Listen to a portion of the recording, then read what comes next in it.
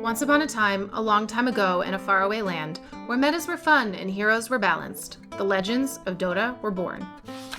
Today we tell the tale of how the DPC came to be, the problems in Dota, the storylines along the way, and the ultimate evolution of a competitive circuit. For esports fans new and old, this is for you. So it's on the Big Daddy, can they kill the Enigma to start this fight? There's your black hole, nothing to cancel, he gets the Bane! No Fiend script for you, they all walk into Rabbit to follow! Era gets the Ravage of a lifetime! Chemistry matters, leadership matters, credits to these guys. Happy birthday, puppy, and we have Gone! Game 3 is unfinished for the taking! Damn, Spartan. Under their belt, They do. I mean, that's what I was going to come back to. I don't want to dampen the celebrations right now. Ramsey's godlike on the terraplane. GG They've is got it. scored! And Virtus Pro are your Kuala Lumpur major champions. 5 years ago, Valve announced the Majors, the beginning of what would become the DPC as we know it today. No esports scene is perfect, and while Dota has plenty of ways to improve, let's take a look back at the scene in 2015. Rosters shuffled constantly, and there were no rules around it.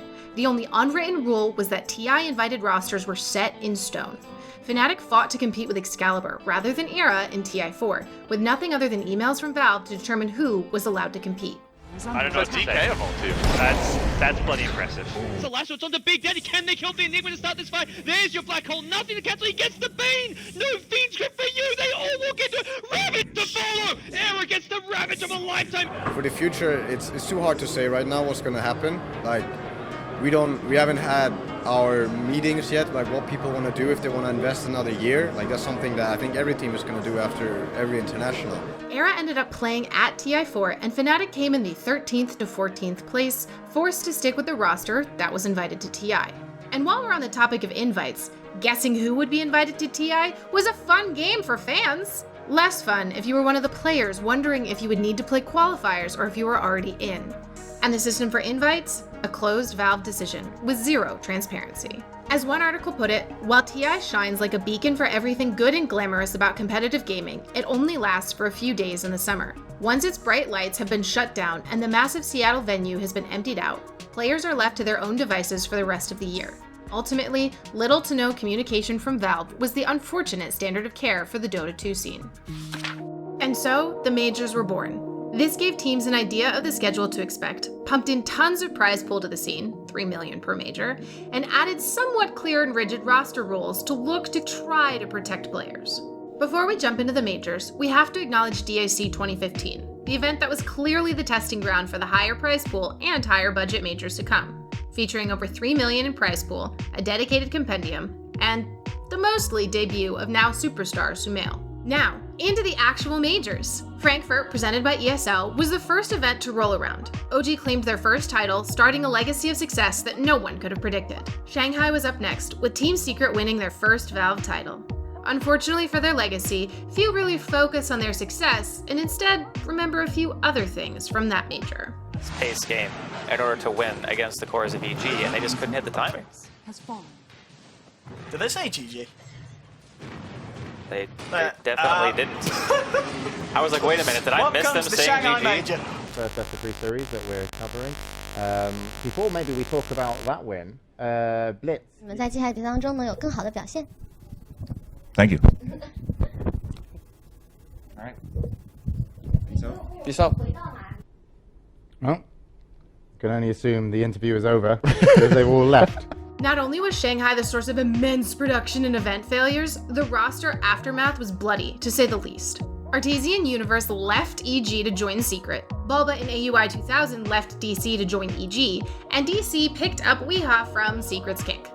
All in the space of a week or so due to the harsh constraints of the major roster rules. Secret and EG ended up in last place at the Manila Major, leaving an easy field for OG to roll over everyone and grab another title. More roster chaos ensued, with the deadlines imposed by Valve pushing both EG and Team Secret through the open qualifiers for TI.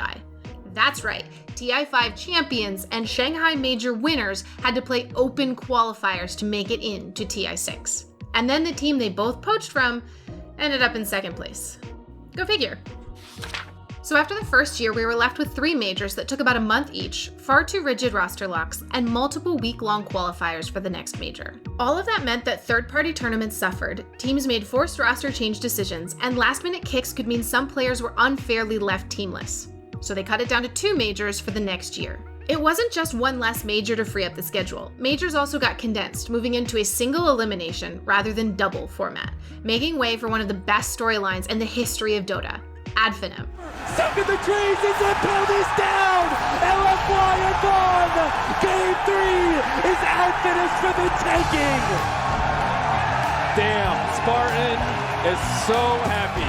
And this was by far the best performance that I've seen from him on the main stage, on that Ruben. He was the first person to telekinesis Xiao 8, the leader of LFY, and the last of the Chinese have fallen. OG won that event, but Adfinim's performance and enthusiasm will always be what is most remembered. OG felt that 3 major titles weren't enough, so they also picked up a 4th title at the Kiev Major. But even within this system, we still lacked invite transparency, and the guessing games of who would make it to TI continued.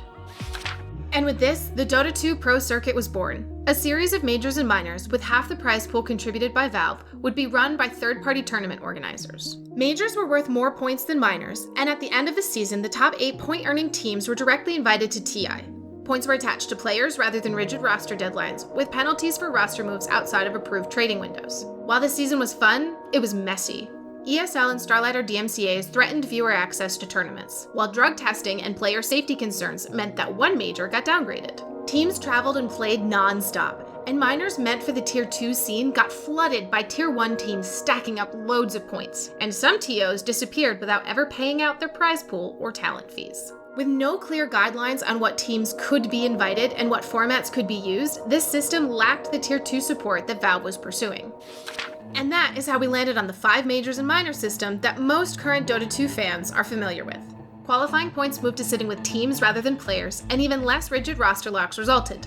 Minor winners earned themselves a spot to the major, and most of the qualifying points came from those majors. RP, out onto Mimble, they have the control. Mimble, can he get himself out of this? The skewer to the side, he's being kept alive for a little bit of time, but the burst is there.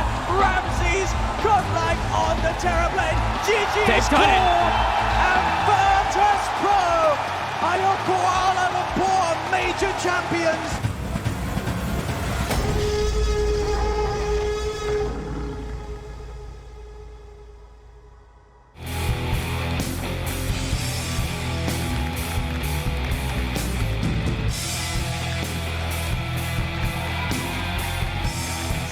The lucky shot's there, Miracle's dead, they'll take the top back, they'll take the game, they'll take the series. Team Secret have done it, 3-1, your major champions. Absolutely relentless. They just didn't give any breathing room to Liquid at all. And we saw it in this series. It seemed like whichever team came ahead out of that laning phase just absolutely took control. These teams just so good. I love the respect between the two teams. They shown in the series as well. It went the distance. Both sides playing about as close to perfect Dota as you can. Really, especially in the lane. Now, unfortunately, open qualifiers started right after the major ended, leaving teams with little to no time to make roster changes, fly home, practice, anything. The schedule was too full and players suffered. The next season of the DPC remained mostly the same, but with more space between the end of major events and the qualifiers, and a single qualifier for both the minors and the majors. This iteration didn't get to finish, but we did have some fun memories along the way. TNC are your MDL Chengdu major champions. The crowd very appreciative here. Those things I said. Whoa! Now there's two people on the table. Oh God! Hey. You said you wanted to be the big spoon. Unfortunately, Rich had other plans. And he's going to whisper.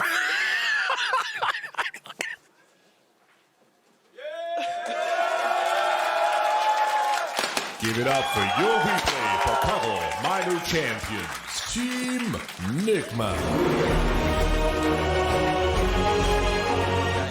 What do you want to know about Zoomers? Chad's probably talking to you right now. Do you guys want to say anything to Matu? I'll bring Chad over to him. Am I allowed to stand up? I think Puppy's mad at me right now. He probably is. You're distracting his player. But... Oh, yeah, Puppy's mad at me. He gave you the eye. Am I allowed to talk to Matu? They're in draft. I'm not allowed to talk to Matu.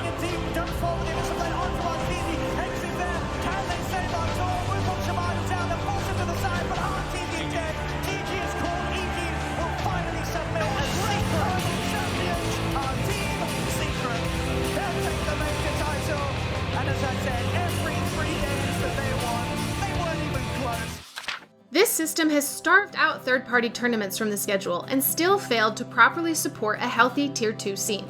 Now we wait to see the next iteration of the DPC, where we return to 3 majors and see regional leagues that hopefully develop and prop up the Tier 2 and 3 scenes. And there is the tale of the evolution of the DPC system, with iterations and changes every year in the hopes to sustainably support the Dota 2 ecosystem. Players, teams, tournaments, and Valve all battle to find a balance. Perhaps regional leagues will be the happily ever after that Dota 2 has been looking for.